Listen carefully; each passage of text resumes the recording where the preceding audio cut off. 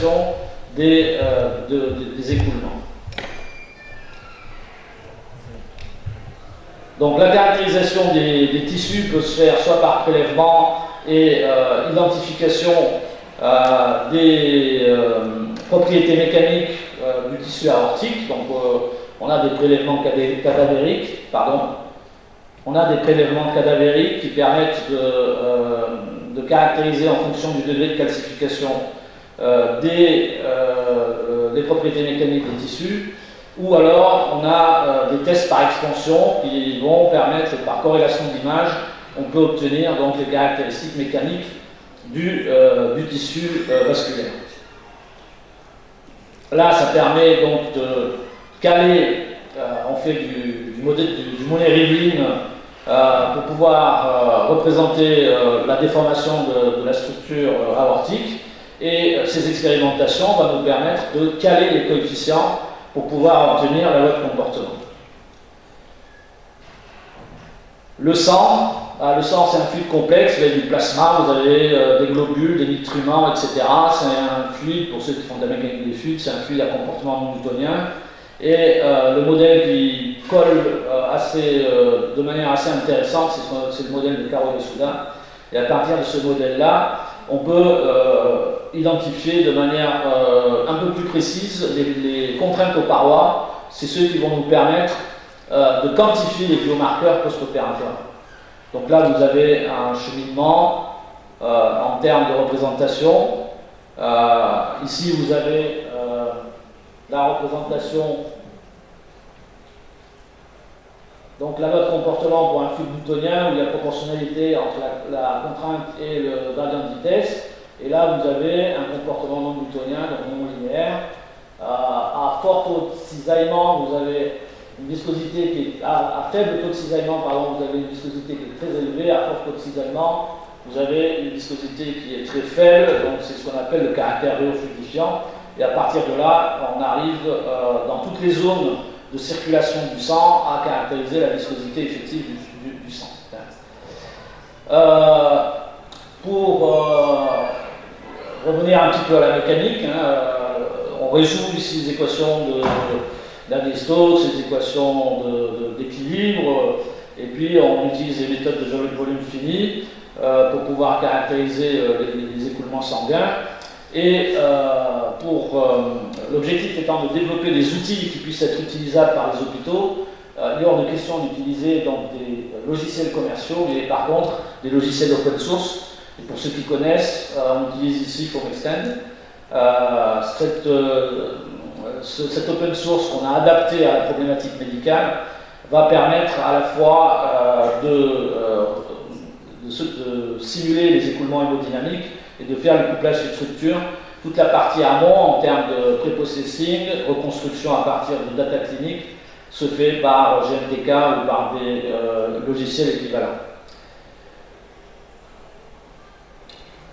Alors, les indicateurs de développement possible de pathologie post-opératoire, c'est le TAWSS, c'est ce qu'on appelle le Time Average Wall Stress qui est un précurseur de développement athéromatique, donc de développement d'athérosclérose, l'Osciatory Shear Index, l'OSC, qui peut, comme ce sont des gens qui développent des pathologies, qui peut être un accélérateur de rupture de plaques athéromateuses pour les personnes âgées qui ont des artères un petit peu calcifiées. Et puis le RRT, qui est le Relative Resistance Time, qui est un facilitateur de développement de sténosis, d'athérosclérose, etc.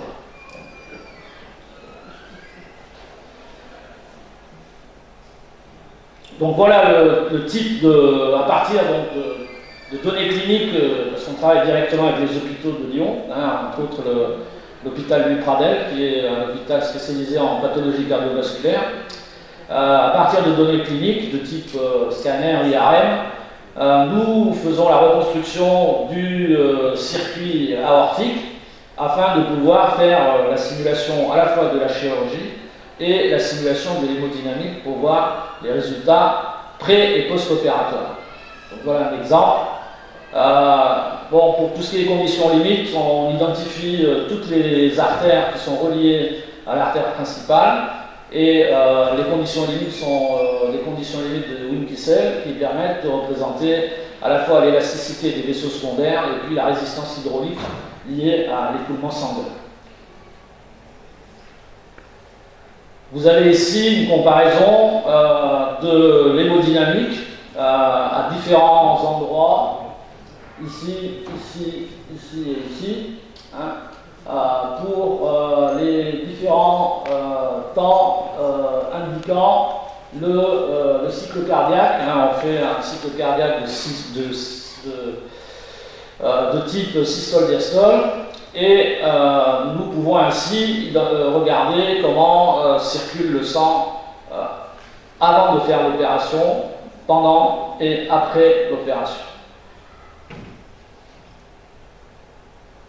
On a comparé, bien entendu, nous avons validé nos différentes hypothèses en comparant les modèles linéaires, les modèles non linéaires, en l'occurrence ici pour le fluide, le modèle newtonien et le modèle non newtonien, pour pouvoir identifier celui qui est le plus pertinent. Ça dépend des personnes, et donc les choix sont des choix personnalisés. Donc il y a une comparaison qui est faite.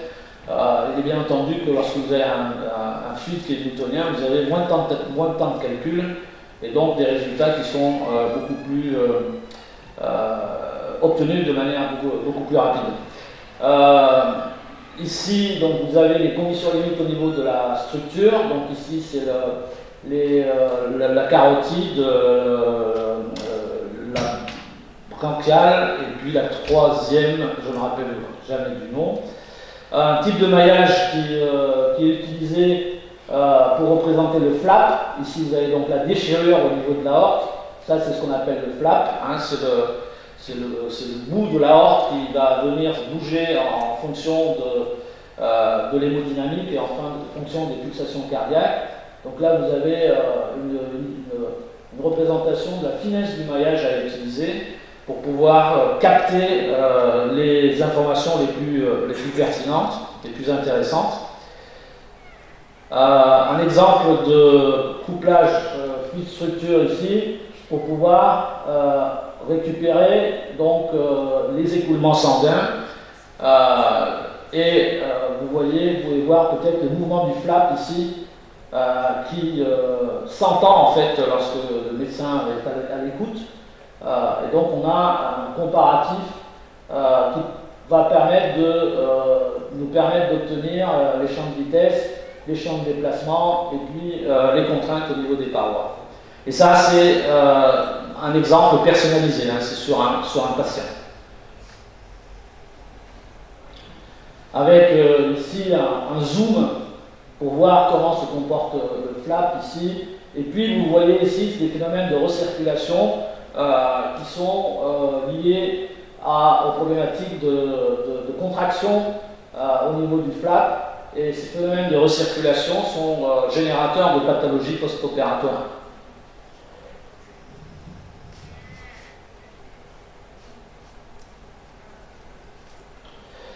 La validation, et puis je finirai par quelques conclusions. Donc on a, là je me présente, là on a à peu près 70 patients. On a validé notre approche et méthodologie actuellement sur 70 patients. Pour passer en marquage CE, il faut un minimum de 200 patients. Donc on n'est pas très loin, hein, on a fait presque la moitié du chemin. Et là, ce que je vous présente, c'est 3 patients sur lesquels on a réalisé nos simulations, et puis sur lesquels on a émis des indications pour le chirurgien afin qu'il puisse prendre ses précautions.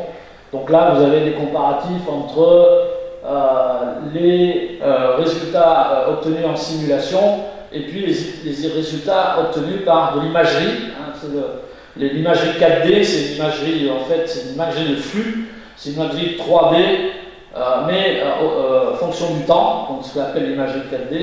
Et à partir de là, on peut comparer nos modèles et recaler les différents paramètres pour indiquer la meilleure conduite, pas la meilleure conduite parce que les chirurgiens sont des personnes à part, mais donner quelques indications pour qu'ils puissent être pour la planification chirurgicale. Vous avez d'autres, ici, une situation préopératoire, une situation post-opératoire, et avec, il me semblait que ça, c'est le fait de passer, voilà, ça soit la prochaine.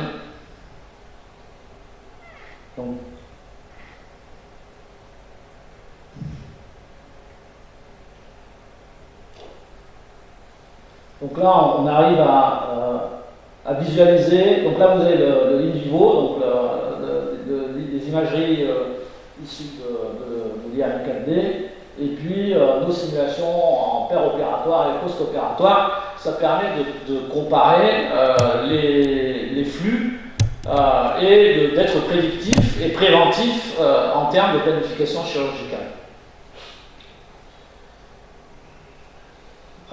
D'autres comparaisons pour les différents patients. Donc on compare le in silico, donc c'est la simulation numérique, et puis le in vivo, c'est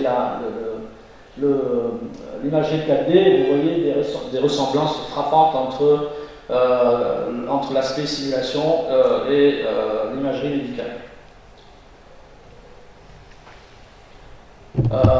Pour l'autre patient qui était un peu plus critique en termes de calcification et de tortuosité, on a des résultats qui étaient très probants et qui ont permis d'avoir des décisions assez marquées en termes de planification chirurgicale. Là, c'est ce dont je vous ai parlé, donc les biomarqueurs. Et ça nous a permis en post-opératoire d'identifier des zones possibles de développement de pathologies post-opératoires, ce que le chirurgien ne peut pas faire a priori. Et ça permet d'optimiser, si vous voulez, le positionnement de l'endoprothèse afin d'avoir des flux qui ne soient pas initiateurs de pathologies post-opératoires. Donc d'autres indicateurs comme l'OSI avec des zones critiques qui ont été parfaitement identifiées. Et puis 2 minutes ou 3 minutes. 3 minutes, merci. Donc je prends 4 minutes.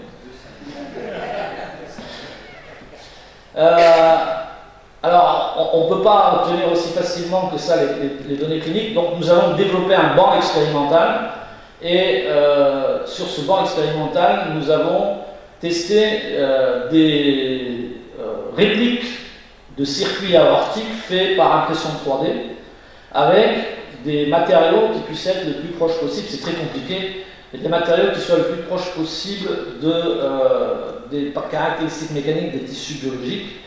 Donc vous avez, je vais vous montrer ici donc le banc qui est un banc que l'on utilise pour différentes applications maintenant, mais qui a servi en premier pour valider le modèle numérique. On fait de la PIV pour pouvoir identifier les flux, et c'est les comparaisons entre la simulation et puis l'expérimentation de type PIV est assez concluante entre là et là, et puis ici on a des ressemblances qui sont très intéressantes. D'autres comparaisons ici entre la simulation in silico et puis in vitro, c'est-à-dire l'expérimentation et les IRM. Et puis, conclusion, nous avons... donc ça fait l'objet de 2 thèses qui ont été soutenues en 2021 et en 2023, donc c'est en fin 2021, début 2022. Et donc actuellement, nous continuons la phase de validation pour pouvoir développer, l'objectif étant de développer en fait un site web dédié à la santé où les chirurgiens vont venir télécharger les IRM de leurs clients et puis nous on fait la simulation prédictive et on leur envoie les résultats. Mais pour ce faire, il faut un marquage CE, il faut que ça soit accepté par la Haute Autorité pour la Santé, et ça nécessite donc une validation sur un certain nombre de cas cliniques que nous sommes en train de réaliser. Donc là, je voulais vous montrer peut-être, voilà, donc le déploiement des endoprothèses que nous réalisons sur site, et puis voilà, donc ça c'est le circuit réalisé à partir de la plateforme web. Obtention des IRM, ici reconstruction, développement d'un modèle numérique, simulation complète de la chirurgie, et puis retour vers le chirurgien pour lui donner quelques indications concernant la planification. Les personnes qui ont beaucoup participé à ce travail, entre autres, donc c'était une partie, c'est la thèse de Wang Pan, Marine, Léonore, Nina, Patricia, Iris est une chirurgienne cardiovasculaire qui a pleinement participé. Donc ce sont les principales actrices de ce travail. Et puis l'orateur précédent a parlé du développement sud-sud. Voilà. Je vais juste vous annoncer que nous organisons fin avril la 4e édition d'African Conference in Tribology avec un satellite forum sur la santé et sur le digital. Ça se passera à Yamoussoukro, Côte d'Ivoire. Et c'est destiné à promouvoir la tribologie essentiellement appliquée à la maintenance, donc à la prédiction, la réparation de systèmes mécaniques. Donc je vous ai parlé de la prédiction, de la réparation des systèmes biologiques. On s'inscrit dans la même méthodologie. Alors historiquement, en 2017, je devais le faire à Tunis. Malheureusement, je n'ai pas pu le faire, mais j'espère bien revenir dans les années futures à Monastir. Merci pour votre attention.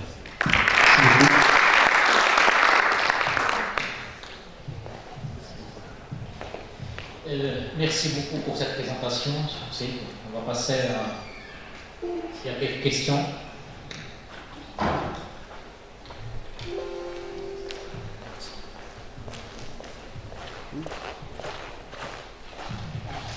Merci beaucoup pour ces impressionnantes images. Et j'ai une question à propos du modèle.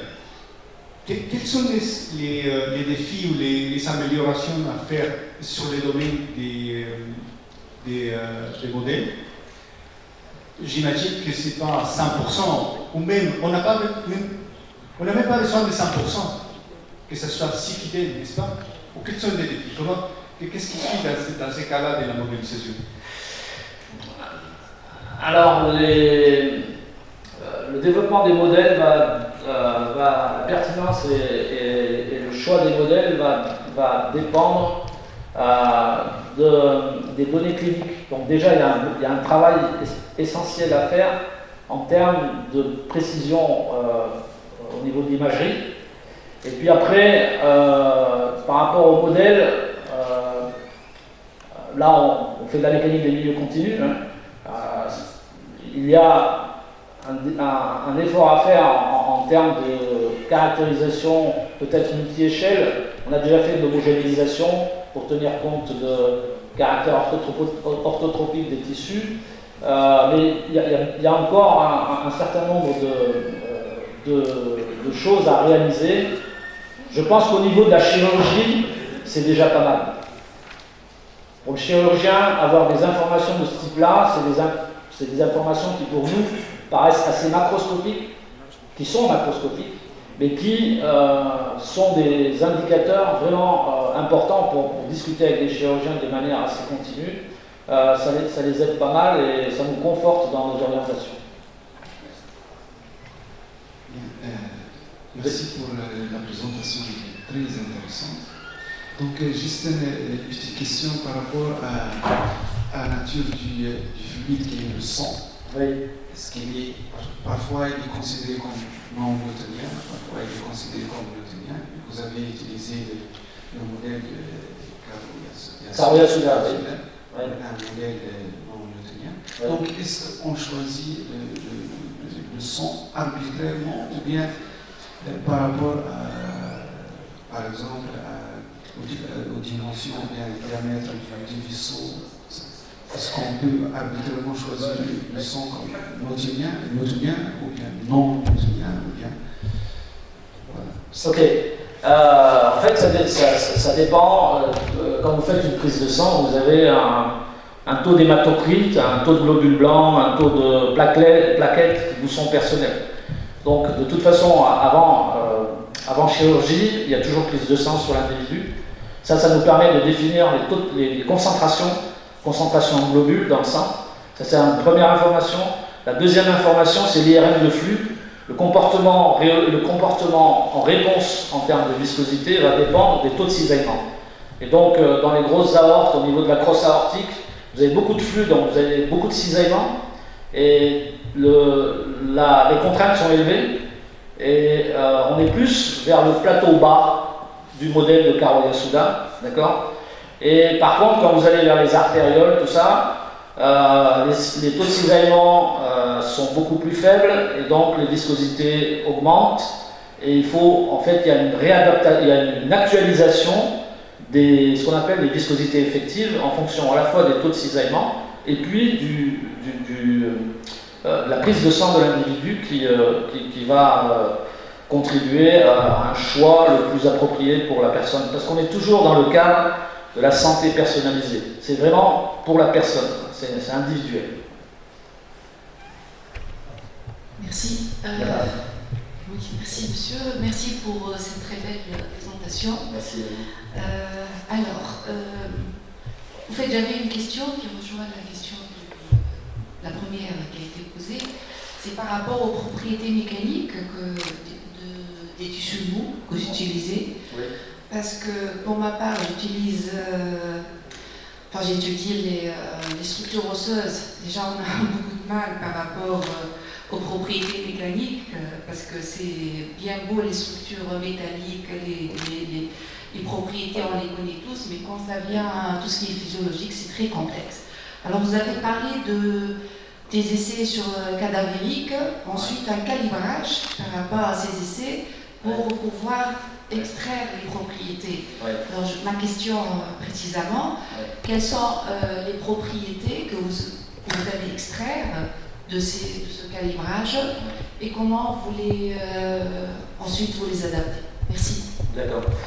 Alors,